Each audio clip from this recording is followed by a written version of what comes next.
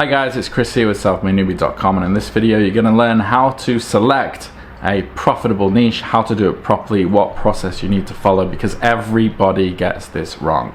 So before we get into it, it really helps out the channel if you drop a like on this video, hit subscribe and turn on that bell if you want to be updated with new videos coming out like this all the time that are going to help you to find success online. Also, if at any moment you want to click off this video, do make sure you first go in the description next to that green check mark, and that will fast forward you to a part of the video I think you might find interesting.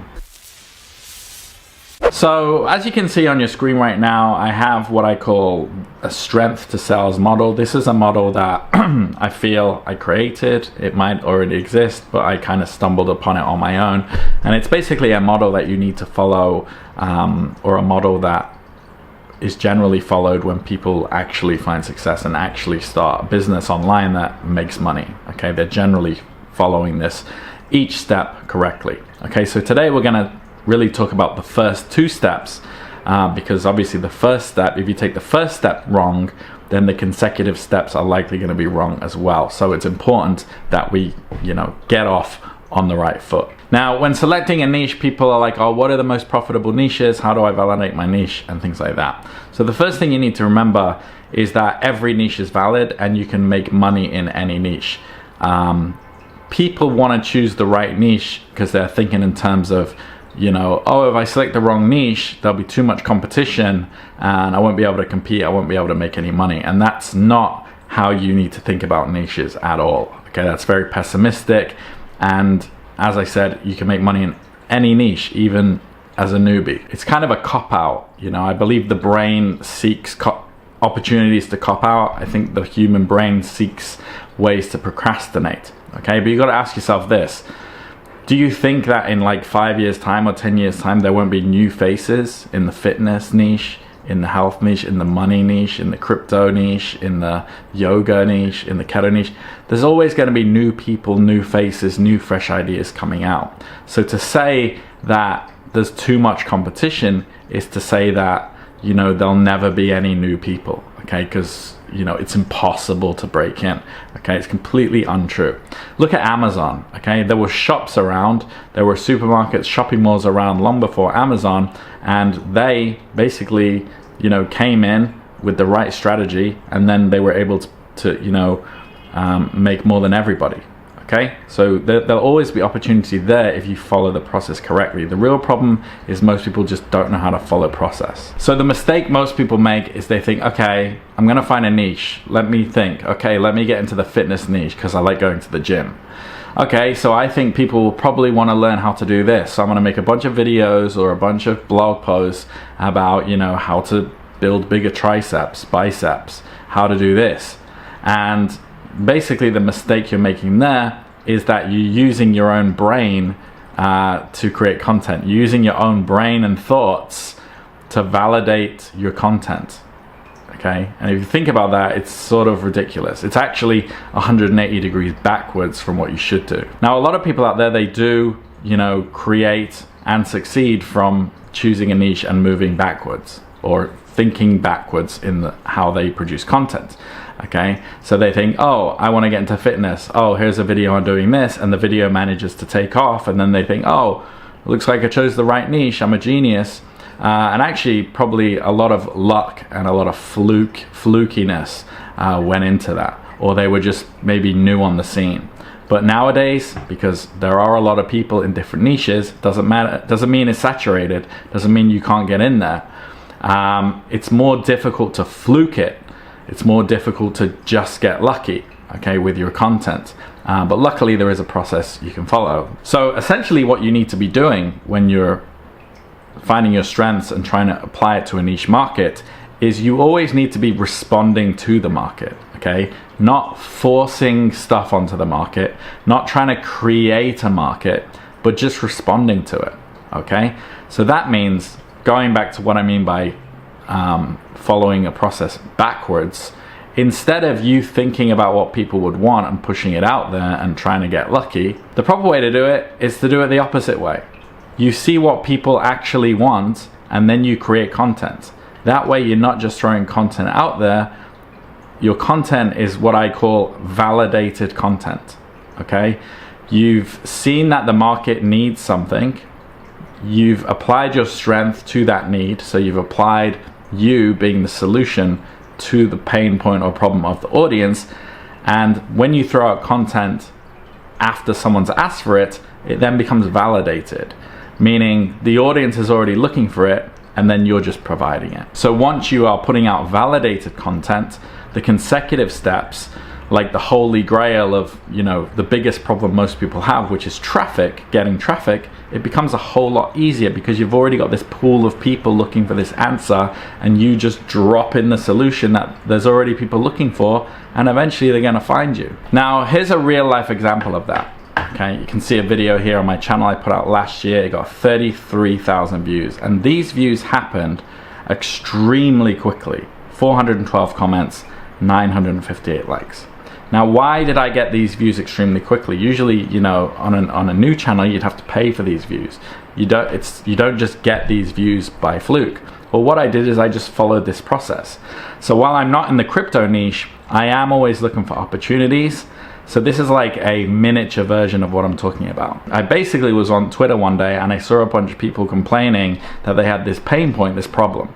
Okay, this is exactly what you're going to do when you're trying to, find a niche or a sub niche. Okay, I saw they had this problem and I went, I wonder if I can fix that. The problem is that the UK government had mandated that nobody could withdraw their crypto from crypto exchanges to bank accounts anymore. So Binance got shut off and everybody had all this money in Binance and they couldn't withdraw it to their bank account. So I'm like, surely, there's a way. So I did my own research. Took me about an hour. Then I created a video which took me another hour. I put the video out. I did zero marketing. And I knew there were already people out there who were going to be searching, how the hell do I get my money out of my bank account? So that's exactly what I called my video. How to withdraw Great British Pounds from Binance after the suspension. Okay? I got a flood of traffic. On top of that, the app that I was using to withdraw the money, it's like a third-party app, they had a referral program for like £10, right? So if I signed people up, they got £10 and I got £10. And I got like 500 people sign up. Okay, so I'm not only making ad revenue from all these views, I'm also making tons of affiliate commissions for like 1 hour work. Okay, so you can see how I basically, in kind of a miniaturized version, I didn't have the strength in crypto, but I found the answer. I knew the niche was there, or I didn't really have to think about the niche. I knew it was like the crypto niche, but it was a specific problem in the crypto niche, which is, getting money out of Binance. I had the pain points, so I had all these 3 steps covered. I just didn't have the strength or the skill, but I just learned that. I knew the people were there. I created content because I knew it was validated, because I knew I was responding to the market. I knew there were people already there. So I wasn't worried about traffic and I wasn't worried about sales. They just happened on their own. Okay? So if you follow this process correctly in the beginning, the traffic and sales, which is what most people struggle with, they just happen. So let's get into what the best niches are, okay, or what the high level niches are. Every niche is profitable. So the top 3 niches, okay, and these are overarching niches, are in line with human evolutionary psychology. So they are health, wealth, and love. Okay, on a high level, those are the niches. Health, people want to be fit, people don't want to be fat. People want to quit drinking, people want to quit smoking. You can see all the sub niches that are related to people wanting to be healthy. So people have real pain points when it comes to their health, okay? Wealth, it's about money. So under the wealth umbrella, you're going to have how to make money online, under that you're going to have how to do email marketing, how to do e-com, how to sell, how to cold call. Then you're going to have trading, options trading, crypto, NFTs, anything to do with money. That's another real pain point people have. And then you have love, relationships. How do I get a girlfriend? How do I get a boyfriend? How do I make friends in a new city? These are innate things that if we don't have, we genuinely feel unhappy. There's always going to be people looking to improve their health, wealth, and love. Okay, so those are the niches. Now, the next step is you have to know how to deep dive in this niche. You can't just be like, okay, I'm going to be the fitness guy, because then you can't compete. okay? Because, you know, like I said with the Amazon example, you need to break into a corner of the market. You need to break off a piece of the pie, and the way you do that is by deep diving first. So Amazon, they didn't just go, we're going to be an online store. They were like, you know, we're going to be a bookshop. And once they got tons of people, customers looking for books, then they're like, okay, now we're going to sell DVDs. Now we're going to sell movies. And then they just started selling everything. So they broke off that corner of the pie, and then they expanded, okay? And that's exactly how you get into a niche, and why no niche is saturated. So another example I have here is I worked with someone who, you know, we went through this exact conversation, and they said, well, I like talking about relationships. I like, you know, I like the dating niche. I want to teach people about it. I like talking about it. I think I can produce tons of content on it, okay? So we did a deep dive, and they wanted to teach, you know, dating for men, right? And this particular industry, I think at the time, had a lot of stigma attached to it, because there was just a lot of people in the news, pickup artists, you know, being related to or associated with misogyny, and, you know, recording women, and, you know, approaching women on camera, and that was their content and things like that. So we were like, okay, maybe stay away from that. Maybe do like relationships and just have more of a wholesome kind of angle, so you don't get like in trouble. So we dived into that a little bit, and then we came up with the idea of like, hey, there's not as many people out there doing this for women. So then we were like, okay, well, let's look at the woman dating scene then, okay? And there's a couple of like very popular people out there who are teaching dating advice for women.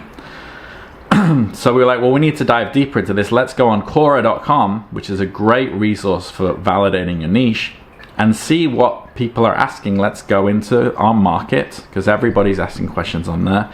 We also went into Facebook groups and a couple of forums and things like that. And this is what I mean by deep dive. We're finding out what people actually want. So what we found was that girls are not actually looking for dating advice that much. There actually wasn't a lot of people out there saying like, oh, how do I get a handsome guy? How do I, you know, meet men? There wasn't a lot of people asking that at all. But what we did find is that a lot of people out there were asking for like, well, how do I get over this breakup?